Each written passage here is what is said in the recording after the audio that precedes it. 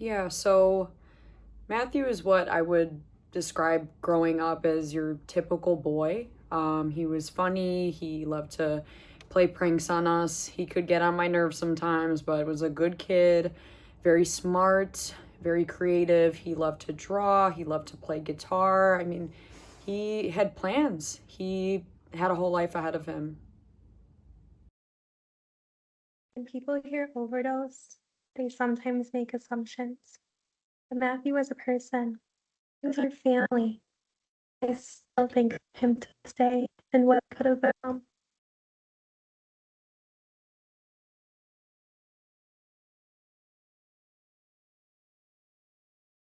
In terms of drug use, anything like that, Matthew started experimenting when he was young. I want to say around 12, 13. It, started with alcohol, drinking, then it turned to pills. He wanted to fit in, but he also wanted to escape. And at the time, I don't think any of us really understood how serious it could and would become. There was things going on at home too. Matthew's dad struggled with alcohol use and eventually left. Matthew carried a lot of pain and didn't always know how to talk about it.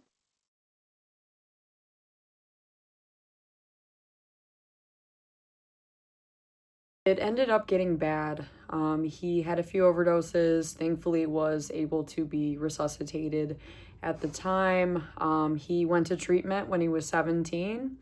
He tried. He really did try. There were times that he wanted to be sober. There were times that we saw the old Matthew again, and it was kind of like this cycle of relapse, couple months sober, relapse. And that's very much how his life, all of our lives, was for years.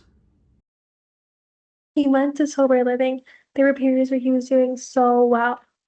But just like others, recovery was not a straight line for him.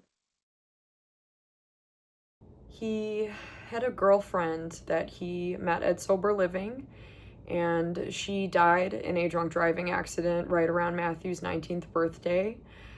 And he was completely devastated. I mean, he would not leave his room for days, weeks on end. He would not eat, he would not sleep, he would not talk to his sister, he wouldn't talk to me, he just wouldn't talk to anybody, just completely isolated.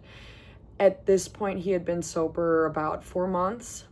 Couldn't do it anymore. It was like that grief, that pain was just too much for him to carry. And he went to the city, picked up more drugs, picked up more fentanyl, and he relapsed.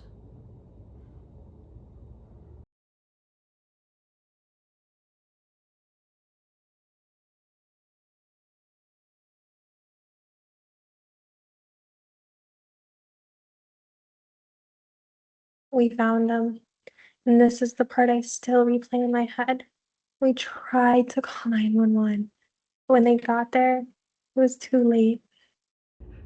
At this point, he was back at home.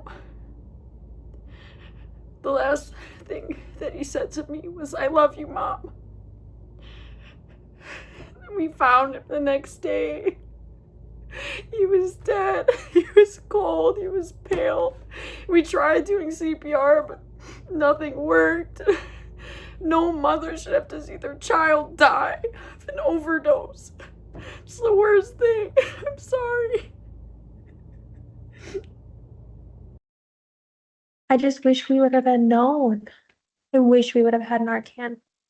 I wish he and everyone else, including us, understood what fentanyl can be and that what you're taking may not be what you think it is.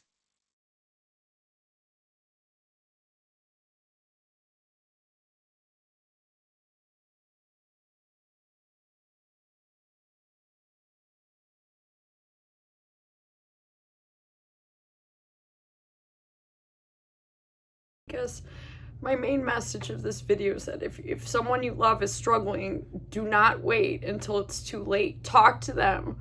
Learn the signs of using. Learn the signs of overdose. Carry naloxone. It could save a life. Fentanyl kills people. Please, if you're watching this, be aware. I lost my son. I'll never get him back. Maybe we could save people like him that struggle, and there is hope. I know that there's hope for people. If you're struggling, I want you to know you are not beyond help. Your life matters, treatment works, and people do recover.